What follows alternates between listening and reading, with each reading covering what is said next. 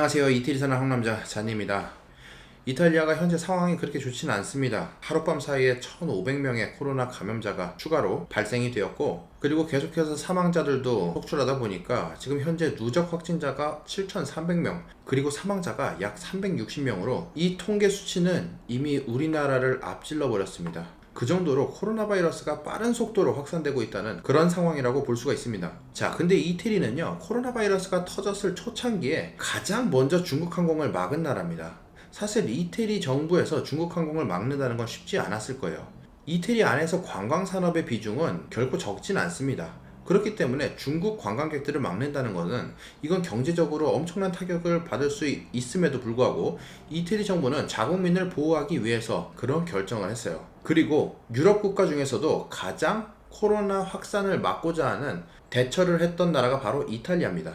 그럼에도 불구하고 이태리 내 확진자가 계속해서 늘어나다 보니까 이태리 정부에서는 이제 확진자가 가장 많이 나온 이탈리아 북쪽 롬바르디아 지역을 중심으로 해서 총 15개 지역에 이 봉쇄령을 내리게 됩니다. 그리고 현재 로마에도 이 코로나의 확산을 막고자 하는 그런 지침들이 정부에서 내려오게 되면서 사람이 모일 법한 박물관, 교회, 극장 이런 공공시설들의 휴관 그리고 휴교 이런 지침을 내리게 돼요. 그래서 이 로마도 이 코로나 확산을 막기 위한 이런 모습을 보여주고 있습니다. 자, 그러면 이태리 정부에서 이렇게 확산을 막고자 많은 노력들을 하고 있는데도 불구하고 확진자와 사망자의 숫자가 계속해서 왜 유독 이탈리아란 나라만 이렇게 늘어나는 건지 그것에 대한 이유 5가지를 오늘 설명드리겠습니다.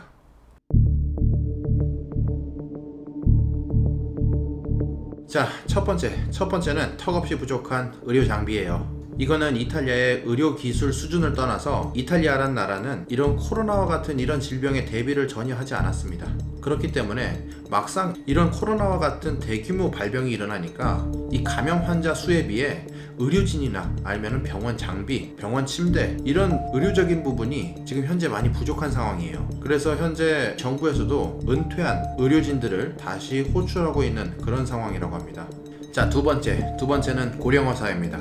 이탈리아란 나라는 장수국가예요. 그리고 동시에 출산율이 굉장히 낮은 국가이기도 합니다. 그러다 보니까 자연스럽게 사회는 고령화 사회로 변할 수밖에 없어요. 그래서 작년 통계에 따르면은 현재 이탈리아에서는 65세 이상 되는 노인들의 비중이 23%라고 합니다. 일본과 맞먹는 수준이에요. 그렇다 보니까 이런 코로나 바이러스에 있어서 이 면역력은 젊은 사람들보단 나이가 드신 노인분들이 훨씬 더 취약할 겁니다.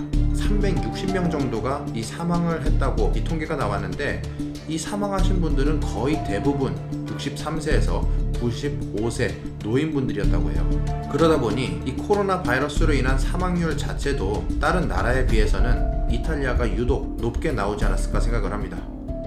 자, 세 번째는 코로나에 대한 인식입니다. 제 생각에는요, 현재 지금 이태리 정부는 최선을 다해서 코로나 확산을 막기 위해 노력을 하고 있다고 봐요. 근데 몇몇 이탈리아 사람들은 코로나가 감기보다 조금 심한 질병이라고 그렇게 생각을 합니다.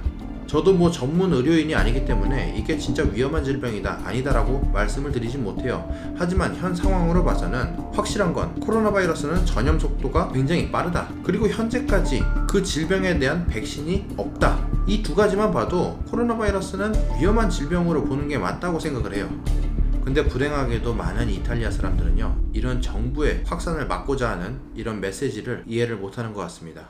자, 네 번째는 2000년 전부터 있었던 광장 문화입니다. 사실 2000년 전부터 이 로마 사람들에게 광장은 굉장히 중요한 장소였어요. 이 광장을 중심으로 도시의 골격이 형성될 정도였으니까 광장은 사교의 공간이라고 볼 수도 있고 경제, 정치 이런 모든 것의 중심점이라고 볼 수가 있습니다.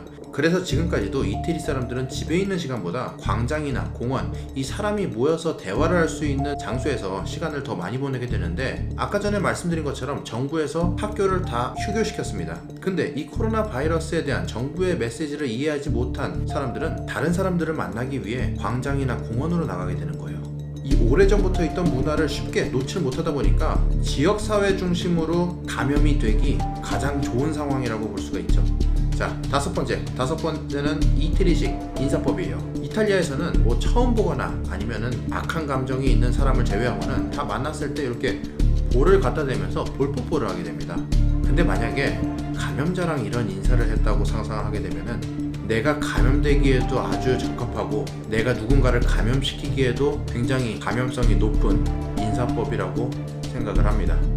자, 제가 이렇게 말씀드린 5가지 중에 마지막 3가지만 봐도 시뮬레이션을 한번 돌려보면은 정부에서는 나에게 감염 확산을 막기 위해 자가 격리를 시켰습니다. 이것에 대한 위험성을 모르는 사람들은 휴가라고 생각하고 밖으로 나가서 친구들과 놀고 술 마시고 아니면 광장에서 다른 사람들과 얘기하고 이렇게 시간을 보냈었을 거예요. 근데 불행하게도 누군가가 나를 감염을 시켰고 나는 내가 감염된지도 모르고 다른 사람들을 계속해서 만납니다. 이런 시뮬레이션을 봤을 때 왜 이탈리아에서 이렇게 급속도로 확진자가 나오는 건지 이해가 되실 겁니다. 자, 아무튼 오늘 영상에서는 왜 다른 나라보다 이탈리아가 감염 속도가 훨씬 빠른지 제가 5가지 이유를 설명을 드렸는데, 사실 이건 어디까지나 저의 주관적인 생각입니다. 그렇기 때문에 혹시 다른 의견을 갖고 계신 분이 계시다면 댓글로 남겨주시면 저도 참고를 하도록 하겠습니다. 지금까지 이태리 사는 한남자 잔이었습니다.